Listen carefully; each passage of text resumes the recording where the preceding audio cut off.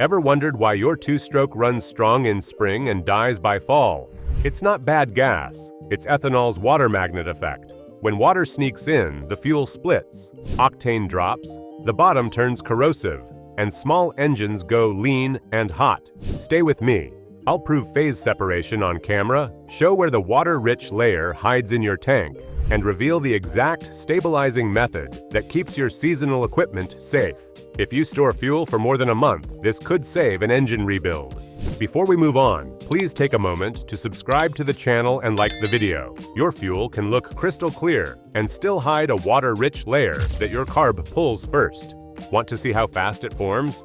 Ethanol makes that possible. It loves water. Chemically, it's hygroscopic, so it pulls moisture out of the air, and it mixes evenly with gasoline and water, up to a point. That limit matters. Once you cross it, the blend stops being one uniform liquid. It breaks into a gasoline layer on top and an ethanol water layer on the bottom. And the fuel you thought was fine quietly turns into two different liquids with two different jobs. One burns poorly, the other burns worse. You top off a jerry can in July. It sits in a shed through hot afternoons and cool nights. By September, the blend has changed. No sour smell, no haze at the top, nothing obvious. But the tank has been breathing every day. As air goes in and out, humidity tags along, and ethanol keeps collecting it. Moisture sneaks in a lot of ways. Vented tanks exchange air constantly. Boats live over water and pull humid air through deck fittings. Plastic gas cans flex with temperature changes and pull in fresh air as they cool. Even the station's storage tanks carry some water load, and your fuel starts that journey with moisture already in it. Leave E10 sitting, and you're giving ethanol time to do what it does best: soak up water, one breath at a time. There's a measurable ceiling. E10 can hold roughly 0.5% water by volume before it throws in the towel and separates. Hit that threshold faster with temperature swings because warm fuel takes in more vapor and cool fuel squeezes it back out as droplets inside the tank. That's the trigger. Once droplets form, ethanol binds to them and drags itself out of the gasoline phase. The process speeds up with every hot-cold cycle. Think of dissolving sugar in tea. Stir and it disappears until you add too much. Then crystals appear. With ethanol, the crystal moment is liquid on liquid. It keeps bonding with water until it can't keep the mix uniform, and then gravity sorts it. Gasoline floats. The heavier ethanol water blend sinks. That split doesn't just make the bottom layer ugly. It changes the top layer's character. When ethanol leaves, the gasoline loses octane support. Expect the effective octane to drop a couple of points, sometimes 2 to 4. That takes a borderline engine tune and pushes it into knock territory, especially under load or heat. Let's prove it. We'll pour fresh E10 into a clear jar and add water slowly, a drop at a time. Watch for the first sign, a faint cloudiness that hangs instead of clearing. Keep adding, and the cloud thickens. Then a meniscus forms. Leave it on the bench for a few minutes, and you'll see a distinct line. Top layer, clear gasoline that's now light on ethanol. Bottom layer, a heavier ethanol water mix that wants to live near your pickup. Here's the mini payoff. The top looks great, but it's lost some ethanol and octane. The bottom is the troublemaker. Ethanol-rich, water-heavy, and sitting exactly where many pickup lines and carb bowls draw first, especially on small tanks and boats with bottom pickups. First start after storage. The engine sips from that layer, and that single slug sets the stage for hard starts, lean combustion, and the corrosion that follows. So what happens when a small engine drinks that bottom layer on the very first pull after storage? It's not just a rough idle, it's a chain reaction that starts lean, runs hot, strips lubrication in 2 strokes, and eats away at metal where you can't see it, right before you ask the engine to work. Why do 2 strokes come back from winter with scored pistons, even after you swapped plugs and cleaned the filter?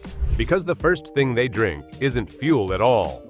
It's the separated ethanol water slug sitting at the bottom of the bowl. That hit goes straight into the carb, displaces usable gasoline, and leans the mix right when the engine needs enrichment for cold start. The flame speed slows, the charge cools unevenly, and misfires wash oil off the walls.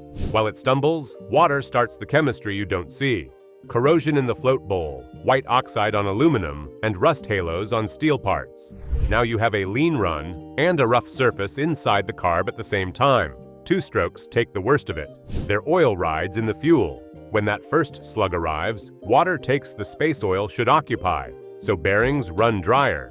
The big end loses its film, and the cylinder goes metal on metal. Add the lean mix, and combustion temps spike. The piston expands faster than the bore, ring ends butt, and you get vertical scuff marks that look like sand went through, even though the filter is spotless.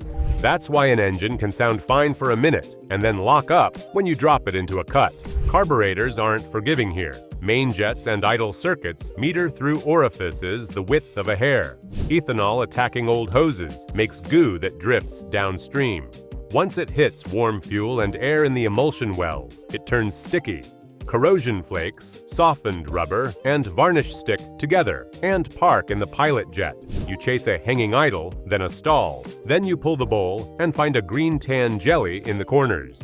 That gel doesn't burn, it starves the transfer from idle to main, so every throttle blip goes momentarily lean and hot. Older fuel lines and primer bulbs were never designed for alcohol. Ethanol acts as a mild solvent on legacy nitrile and certain plastics, so they swell, crack, and shed. Those tiny curls of material migrate, and because they're soft, they deform at the jet entrance and refuse to flush back out. Replace the plug all you want, the restriction still wins.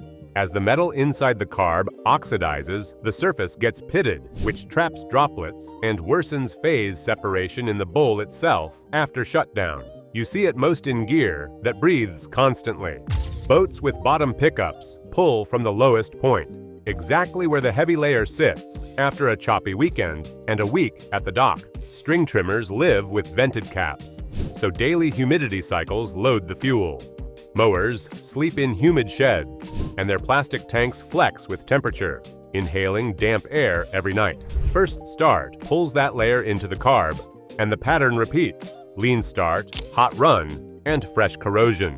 Run a small 4-stroke lean, and the exhaust valve takes the hit. Higher combustion temperature and less fuel's cooling effect beat up the seat. Over time, the valve sinks, lash tightens, and hot starting gets worse. In a 2-stroke, lean heat scuffs the piston skirt and lifts transfer port's edges, so compression falls, even if the rings look intact. Either way, the heat load climbs right as lubrication falls. You can interrupt the chain 2 ways: before storage and before first start. Seal the system and stabilize. Use an ethanol-focused stabilizer that's designed to address moisture and corrosion. Dose the fuel before you fill, so it blends well. Then run the engine 5 minutes to move treated fuel through the carb and back to the bowl. Store with a full tank to cut down on breathing.